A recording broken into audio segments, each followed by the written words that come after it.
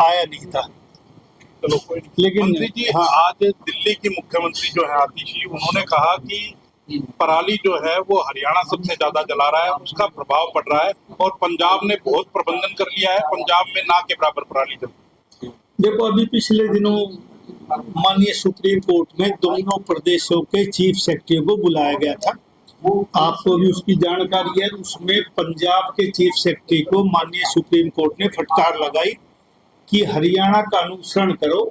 हरियाणा में पराली पहले की अपेक्षा कम जल रही है। सरकार ने ज्यादा केस बढ़ाए, सरकार ने समझदारी से काम लिया है। किसानों को भी हरियाणा सरकार ने ज्यादा समझाया है। लेकिन मैं इस मुद्दे को राजनीतिक तौर पर ना दिखवाना चाहता हूँ, ना देखना चाहता हूँ। ये मुद्दा कोई राजनीतिक मुद्दा नहीं है। आम आदमी पार्टी की सरकार जब दिल्ली में थी और पंजाब में दूसरी पार्टी की सरकार थी, तो वो कहा करते कि हरियाणा से पोल्यूशन आता है पराली और पंजाब से आता है।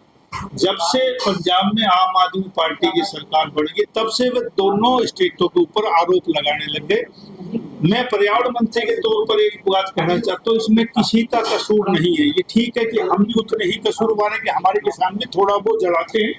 पंजाब के भी 10-5%, 15%, 20% ज्यादा जला सकते होंगे। ये मुद्दा राजनीति का मुद्दा नहीं, हमारी सेहत से जुड़ा हुआ मुद्दा है। एनसीआर के बहुत से जिले इस प्रदूषण से बहुत प्रभावित है। और मुझे अभी अभी मैं बाहर कह रहा था, मेरे को व्हाट्सएप आया, गुड़गांव में आज AQI 774 है। तो मैं ये मान सकता हूँ कि आम आदमी उस AQI 774 में कैसा जिंदा रह सकता है। आने वाली नस्लों की उम्र भी कम हो जाएगी। मैं गुड़गांव का बासिंदा हूँ। गुड़गांव एनसीआर का मेन जिला है और हमारे जीवन की भी, नरवीर सिंह की भी अपनी उम्र 10 साल तकरीबन कम हो गई।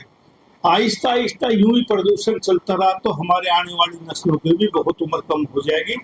इसको राजनीतिक मुद्दा ना बना करके हर आदमी सोचे, तीनों सरकारें बैठकर इस पर विचार विमर्श करें। केंद्र सरकार भी बैठे, पर्यावरण मंत्रालय माननीय भूपेंद्र यादव जी के पास है। वे आज शायद, मुझे उम्मीद है, चुनाव प्रचार महाराष्ट्र में खत्म हो रहा, कल तक दिल्ली आएंगे। मैं बहुत जल्दी इसी हफ्ते उनसे मुलाकात करूंगा।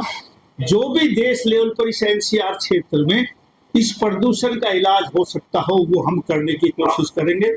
पिछले हफ्ते, आज से 15 दिन पहले, जब मेरे को चार्ज मिला तो मैंने बेंगलोर बात की थी एक प्राइवेट कंपनी से कि कोई बारिश कृत्रिम, जैसे दुबई वगैरह विदेशों में करवाते हैं, उस प्रकार की कोई बारिश यदि हम एनसीआर क्षेत्र में करवा सके हैं तो खर्चा कुछ भी हो, लेकिन आम जीवन का सवाल है आम आदमी के का। लेकिन उन्होंने कहा कि कोई ऐसे अभी बादल बने नहीं है, यदि बादल हो जाएंगे तो उसमें इंजेक्ट कर देते हैं तो बारिश हो जाती है। 10 तारीख तक का उन्हें समय मांगा था, आज समय तो 18 हो गया। उसके बाद मेरी दोबारा बात रही, उन्होंने कहा था कि अब बता देंगे, जब भी थोड़े बहुत बादल बनेंगे तो बारिश कर देंगे। लेकिन आज भी मैं आपसे कहता हूँ कि ये बहुत बड़ा मुद्दा है। आहिस्ता आहिस्ता एनसीआर में लोग छोड़ देंगे। बहुत बड़े दिल्ली में डिप्लोमेट रहते हैं, देश के बड़े बड़े राजनीतिक आदमी, बड़े बड़े उद्योगपति, बड़े बड़े ब्यूरोक्रेट्स रहते हैं। यदि इसी तरह पॉल्यूशन चलता रहा तो एनसीआर में जीना मुश्किल हो जाएगा। इसमें बहुत जल्दी सभी लोगों को विचार करने की जरूरत है। और मैं सबसे निवेदन करता हूँ और एक आप लोगों से भी करता हूँ, इसको ज्यादा से ज्यादा प्रचार करें कि कुछ पराली का तो जो धुआं है वो सर्वे के मुताबिक 4-5% होता है। नरवीर सिंह बिना पोल्यूशन मंत्री भी, मैं चुनाव में एक बात कहा करता कि सबसे ज्यादा प्रदूषित यदि कोई करता है तो पॉलीथीन करता है। आप भी इस बात को मानोगे कि हर घर में 10-5 पैकेट हमारे पॉलीथीन के डेली आदमी लेके आते हैं।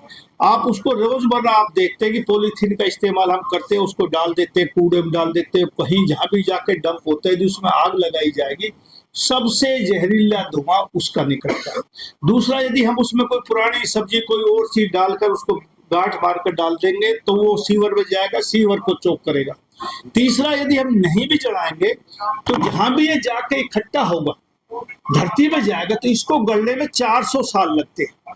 अंदाजा लगाई, हम एक जनरेशन 25 साल के बाद दूसरी जनरेशन मान लेते हैं तो 16 जनरेशन हमारी चली जाएंगी इसको गड़ाने में। दूसरा, मैं एक निवेदन करता हूं कि हमारे एनसीआर में सर्वे के मुताबिक एक साल में खुशियों के, शादी ब्याह, कुआ पूजन, इनके कार्ड 10 करोड़ छपते हैं। आज से पहले 3-4 साल पहले 10 करोड़ छपते थे, अब शायद ज्यादा छपते होंगे। और 7 करोड़ कार्ड है, 3 करोड़ उसमें सूटकेस है। मतलब आप समझे, सूटकेस का मतलब जिसमें इलायची, सुपारी, खुशबू, पिस्ता, बादाम, जो संपन्नता आई उसमें लोग इतने बड़ी बड़ी अटैची लेके जाते हैं। वो किस चीज से बढ़ता है? वो कागज से बढ़ता है। और कागज कहाँ से आता है? पेड़ कटने से आता है। यदि हम आज भी हमें इस आधुनिक युग में सबके गरीब से लेके अमीर तक हर हाथ में आपके मोबाइल है, हमारे यदि कोई दुख की घड़ी किसी परिवार में आ जाए तो हम उसको कार्ड छपवा के नहीं भेजते, हम व्हाट्सएप के जरिए अपने दुख का समाचार अपने सगे संबंधी, रिश्तेदार, मिलने वालों के पास भेजते हैं। तो खुशी का क्यों नहीं? मैंने 2 शादियां 7 साल पहले की, अपने बेटे की भी बेटी की भी, एक भी कार्ड मैंने नहीं छपवाया। व्हाट्सएप के जरिए निमंत्रण दिया, हजारों लोग आए। तो ये लोगों का कहने का चलन है, नहीं मैं कार्ड दूंगा तब मेरे आएंगे, नहीं ऐसी बात नहीं। मेरा आपसे निवेदन, आप शुरुआत करके देखिए। हम सब लोग संपन्न लोग हैं, पढ़े लिखे लोग हैं। यदि हम शुरुआत नहीं करेंगे तो कौन शुरुआत करेगा? इसलिए मेरा आपके माध्यम से आम जनता से निवेदन है कि कार्ड ना छपवा करके आप व्हाट्सएप के जरिए अपना समाचार भेजिए। आज आपको जरूरत है, आप उसको बुला रहे, कल उसको जरूरत होगी। आपको निमंत्रण का भी, कार्ड का भी यही काम है, यही व्हाट्सएप का। आप जाएंगे सड़क पे, आप नॉइज पोल्यूशन करेंगे, आप डीजल पेट्रोल फूकेंगे, धुआं होगी, आप डॉलर के अंदर पैसे डीजल पेट्रोल के बर्बाद होंगे, समय बच जाएगा। 1 मिनट में व्हाट्सएप हजारों चले जाते हैं। बैठ के ज्यादा से ज्यादा आप टेलीफोन कर दीजिए, इससे प्रदूषण में बहुत मुक्ति मिलेगी और हमारा वायुमंडल ठीक होगा।